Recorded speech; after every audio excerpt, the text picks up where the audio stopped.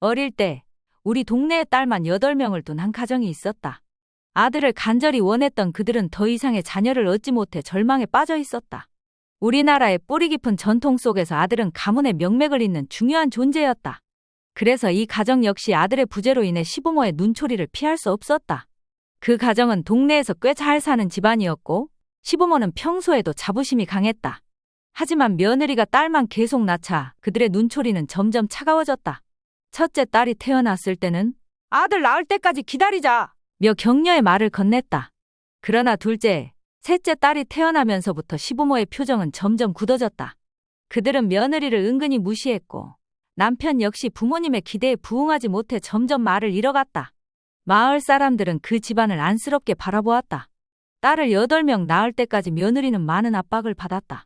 장남이자 가장인 남편은 매번 부모님과의 대화에서 아들 이야기를 피할 수 없었고 그 무게는 며느리에게 고스란히 전해졌다. 며느리는 매일 기도하며 아들을 바랐다. 그녀는 그릇에 물을 떠놓고 하늘에 빌었고 삼신할머니에게 아들을 점지해달라고 간절히 기도했다. 그러나 그럴수록 시부모의 눈초리는 더욱 날카로워졌다. 또한 며느리는 주변에 용하다는 사람들을 찾아다니며 그들의 조언을 구했다. 누군가는 산속에 있는 도사를 찾아가라고 했고 다른 누군가는 특정한 날 특정한 시간에 특별한 의식을 치르라고 했다. 그녀는 그들의 말대로 모든 방법을 시도했다. 삼신할머니께 기도하고 용한 사람들의 조언을 따라 기이한 의식들을 치르며 온갖 정성을 다해 아들을 바랐다. 그러던 어느 날 그들은 일본에서 건너온 불교 종교인 남모땡땡을 접하게 되었다. 이 종교는 아들을 간절히 원하는 그들에게 한 줄기 희망이 되었다. 어디서 들었는지는 알 수 없었지만 그들은 이 종교의 신앙을 통해 기적을 바랐다. 종교의 방식은 특이했다. 밤 12시가 되기 전 부부는 함께 목욕을 하고 하얀 벽지를 바른 벽을 바라보며 무릎을 꿇고서 남모땡땡, 남모땡땡을 반복했다. 밤 12시가 되면 귀신이 본격적으로 활동하는 시간이다. 정성을 다하여 간절한 마음을 가지고 기도하니 1시간이 금방 흘러갔다. 부부는 이를 매일같이 반복했다. 시간이 흐르면서 마을 사람들은 그들의 이 기이한 습관을 알게 되었다. 사람들은 그들의 간절함을 이해했지만 동시에 의아해했다. 하지만 그 기도가 통했던 것일까? 결국 며느리는 아들을 임신하게 되었다. 이 소식은 집안의 큰 경사였고 시부모의 얼굴에는 오랜만에 웃음이 피어올랐다. 시부모는 드디어 살맛이 나게 되었고 며느리에게 먹을 것도 잘 챙겨주었다. 집안 전체에 화기애애한 분위기가 감돌았다. 아들은 아름답게 자라났다. 초등학교 2학년 무렵 그는 동네에서 가장 잘생기고 사랑스러운 아이로 불렸다. 그의 통통한 볼과 뽀얀 피부는 모든 사람들의 칭찬을 받았다. 아들은 고생도 안 하고 자랐으며 시부모는 맛있는 것을 아들에게 다 주었다. 딸들에게는 주지 않았던 귀한 음식들도 아들에게는 아낌없이 주었고 가정 형편도 좋았던 덕분에 그는 집안의 귀여움을 한몸에 받았다. 누나들도 동생에게 질투하지 않고 오히려 그를 더 아끼고 사랑했다. 초등학교 4학년이 되었을 때 그는 광주로 유학을 갔다. 거기서도 그는 공부를 잘했고 누나들의 사랑을 받으며 성장했다.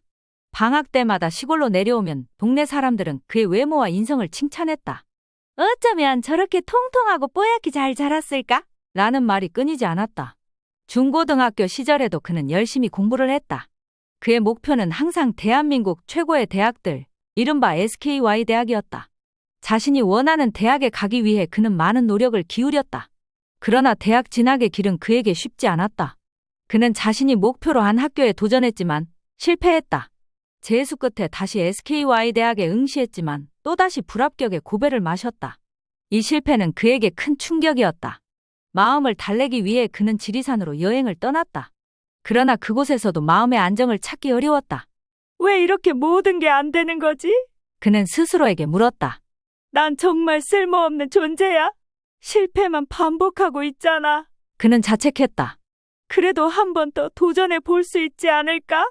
그는 희망을 가져보려 했지만 다시 생각했다. 그만해. 몇 번을 더 실패해야 내가 한심하다는 걸 인정할 거야? 반복된 좌절감과 미래에 대한 불안감은 그를 깊은 절망으로 몰아넣었다. 그는 스스로에게 실망했고 주변의 기대를 저버린 것 같은 죄책감에 시달렸다. 난 가족을 실망시켰어. 부모님도 나를 자랑스럽게 여기지 않을 거야. 그는 끊임없이 자신을 괴롭혔다. 어떻게 해야 이 고통에서 벗어날 수 있을까? 그는 답을 찾으려 했지만 생각은 더욱더 어두워졌다. 나는 그저 짐이야. 여기서 끝내는 게 모두에게 편할 거야. 그는 점점 어두운 생각에 사로잡혔다. 자신이 쓸모없는 존재라는 생각이 머릿속을 떠나지 않았고 그로 인해 무기력감이 커져갔다. 아무리 주변의 아름다운 경치를 바라보아도 마음의 어둠은 사라지지 않았다. 이젠 더 이상 견딜 수 없어. 그는 결론을 내렸다. 그래, 이게 나에게 어울리는 선택이야. 그는 마지막으로 속삭였다. 결국 그는 그 극단적인 선택을 하고 말았다. 얼마 지나지 않아 그가 실종되었다는 소식이 들려왔고 결국 그는 시체로 발견되었다. 그는 목매어 자살한 것이었다. 이 충격적인 소식은 부모님을 큰 슬픔에 빠뜨렸다. 어머니는 아들의 죽음에 대해 마음속에 자신과 수많은 대화가 이어졌다. 아들이 죽었다니, 이게 도대체 무슨 말이야?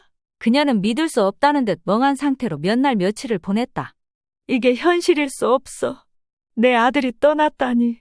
시간이 흐르면서 그녀는 점점 현실을 받아들이게 되었다.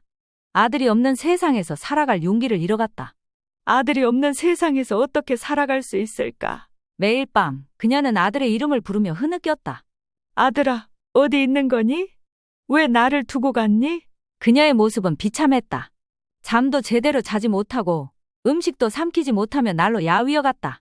나는 더 이상 버틸 수 없어.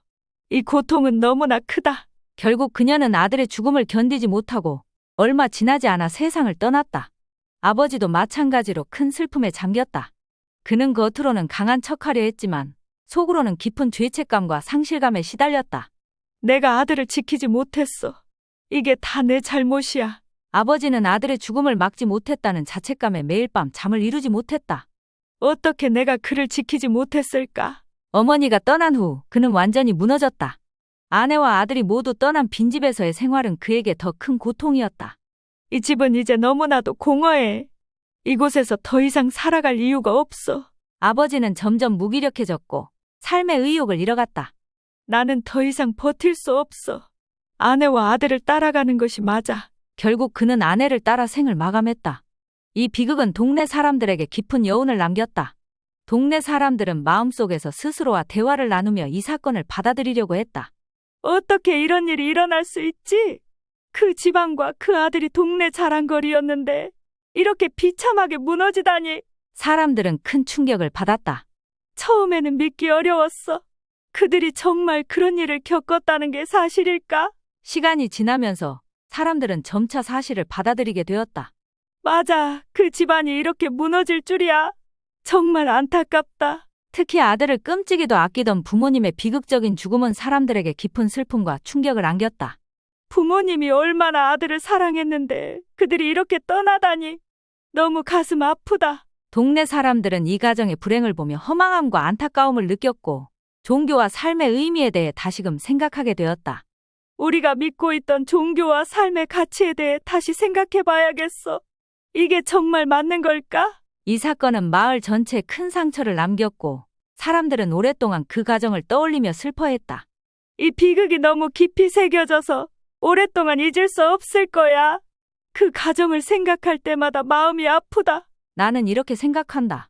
사람들은 모두 종교심이 있다. 하나님이 그 마음을 우리 안에 심어 놓으셨다. 내가 믿고 빌기 시작하면 내가 나타날 거야. 귀신이 사람의 마음속에서 속삭인다. 종교의 정성을 다해서 빌다 보면 어느 순간 필연적으로 그 문제를 들어주는 귀신이 들어온다. 난 널 도와줄 수 있어. 원하는 걸 이뤄줄게. 귀신이 처음에는 도와주는 것처럼 보인다. 사람들은 귀신이 도와줄 때는 운이 좋다고 말하고 일이 술술 잘 풀린다고 생각한다. 와, 일이 정말 잘 풀리고 있어. 노력하지 않아도 너무나 잘 되네. 사람들은 생각한다. 그러나 귀신은 죽을 때까지, 죽은 이후에도 계속 사람들에게 좋은 일을 해주지 않는다. 이제 내 역할은 끝났어. 더 이상 널 도울 필요가 없어. 어느 순간 귀신의 효용 가치가 떨어지면 가차없이 버린다. 즉, 망하게 한다. 귀신이 버릴 때는 운이 나쁘다고 말하고 일이 잘 풀리지 않는다고 생각한다. 왜 갑자기 모든 일이 꼬이지? 운이 너무 나쁘네. 사람들은 절망한다. 종교는 당장 믿을 때는 효과를 보는 것처럼 보인다. 그러나 결국 그것은 망하는 길일 뿐이다. 처음엔 도움이 되는 것 같았지만 결국 아무것도 남지 않잖아. 사람들은 깨닫는다. 이 사건은 나에게 그리고 우리 모두에게 종교의 시작과 끝을 다시금 생각하게 했다.